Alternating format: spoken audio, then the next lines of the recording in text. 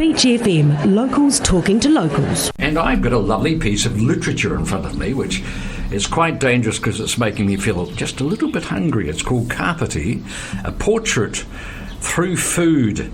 And it is the combined talents of Joanna Piatek and Michelle Lovi, who join us this morning. Hi. Good morning. Good morning to you. What were you gesturing at me? Kapiti? It's not just that. Is that what you're pointing at, No, Jo? it's just that. It's a photographic journey from Paikakariki to Otaki. You can visit some local foodies who serve us with smiles and scrumptious food and drink while telling their story about why Kapiti. So it's a selection of what's available on our coast, told through photography and recipes shared. So I'm just reading from the flap of the book. I don't know why I'm here, really. Jo, it's lovely to see you. Thank you very much for joining us. Michelle has come all the way from Johnsonville to join us this morning as well.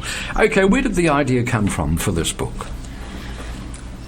Well, so Joe, that's me. I had this idea about 4 years ago when I realised that there was very little to gift from Kapiti to people who visit. You know, myself, I'm an immigrant, although I've been here for 30 years, you know, lots of visitors, and I was producing a lot of Kapiti Island, photos, being a photographer, and I was producing canvases and selling them like nothing, but I just felt that there was something else I could do with my photography. So, and I'm also a food lover, and I thought, why not combine this in some kind of fun way? And had that on my desk for a while and started designing, taking photos and so forth. And then in January this year, well, anyway, that was 4 years ago, and I had to put it to the side all the time because of various other jobs and projects and family matters.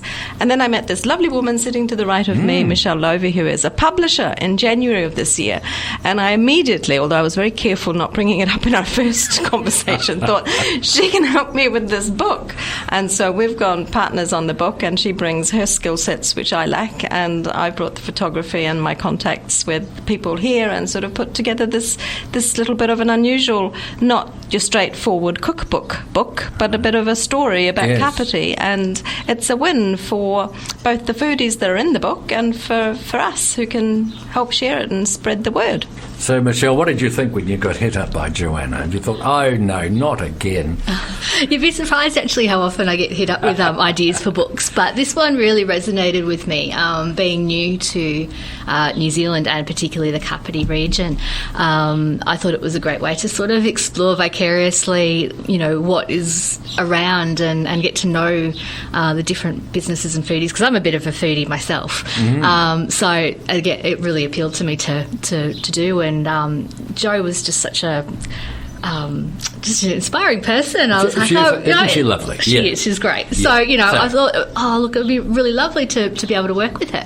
So I jumped on the opportunity, and we've managed to put together quite a beautiful looking publication. Yeah, and when we talk about the context, what I find interesting is that it's not just about the food, and there's lots of lovely recipes, and therefore lots of lovely Joanna Piatek photos to go with those, but it's also about the places where food is found and celebrated and enjoyed, and you get that kind of social vibe as well. So you begin to overlay that human element, which actually is what a community is. Totally, and I think that was, one of the purposes or aims was to kind of try to capture their feeling about, why are they getting up at 5 a.m. and actually producing all these varied food items for the coast. We go out and we eat and we take it a little bit for granted and we expect more, and we go, we're sad when they close down, when they can't cope financially. So this was a bit of a way of promoting, the local businesses too. And of course we couldn't choose everybody. I started out by sending emails to as many as I had emails to, and then I basically door knocked and went and spoke to people, and they went, I think they saw it as a bit of an advertising, way as well, to get there. Is it advertising? It is in a way, yes, It is. We haven't put addresses in the book for a reason. I know I've had one person ask me, where are they? But they're all their social, their digital information is on each page, so you can find them by either going onto their website, which is in the book, or their Facebook hashtag or whatever they've decided to share, so that way they can be found as well. So it's a way of someone told me the other day that this is a great business model, and I suppose I'm putting my business hat on. It is a little bit because it works for them. It was a way for me to put my photography in print, and it was a way of actually showcasing the area, which we're so proud of, and we have so little to share with people who visit. I can supply a perspective that I suspect neither of you can, although Joe is very much a local after being here 30 years. I've been in New Zealand a lot longer than 30 years.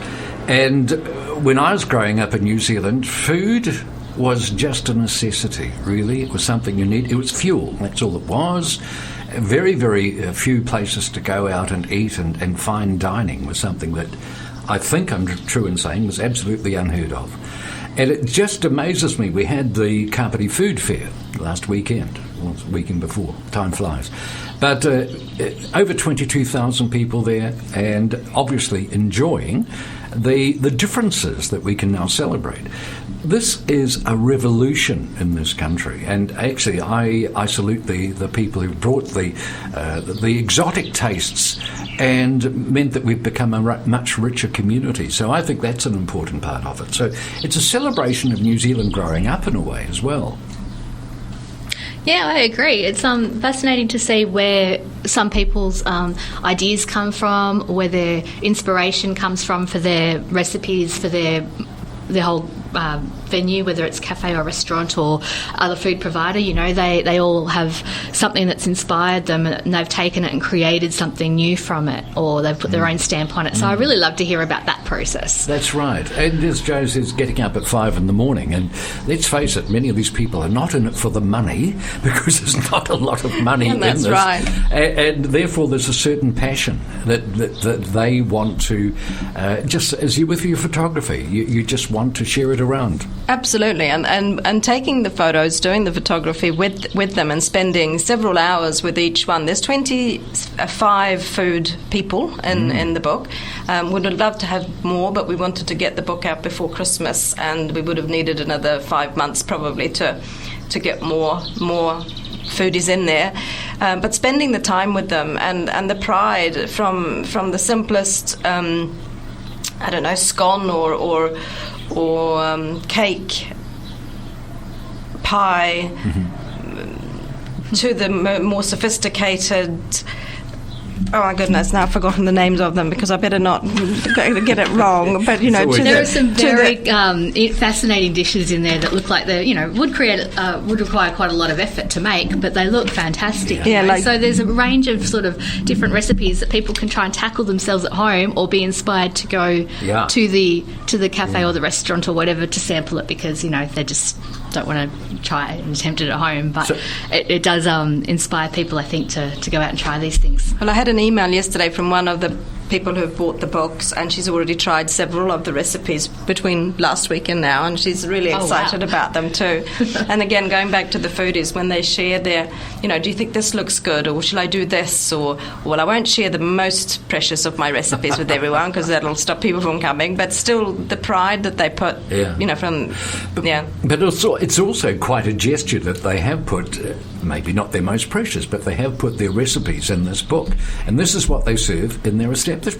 That's absolutely right. And you don't often find that, do you? No, exactly. And it's fun for them, and they also stock the book. So they each foodie in the book were given kind of 2 books as part of kind of what we were, the deal or the concept, and then several of them have bought books and selling out of them already as well. So, and they're kind of pushing them, they're putting them on their shelves.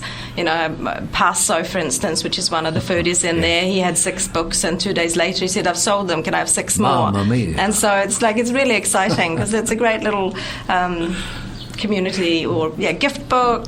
Great. So is that where they're being distributed, through the foodies? We've got several places. They get distributed through the foodies, through ourselves on our website. So my website, which is Captured by Friday as a photographer, but predominantly also through odyssey.com, which is the publishing, the publishing house, and also at Paper Plus.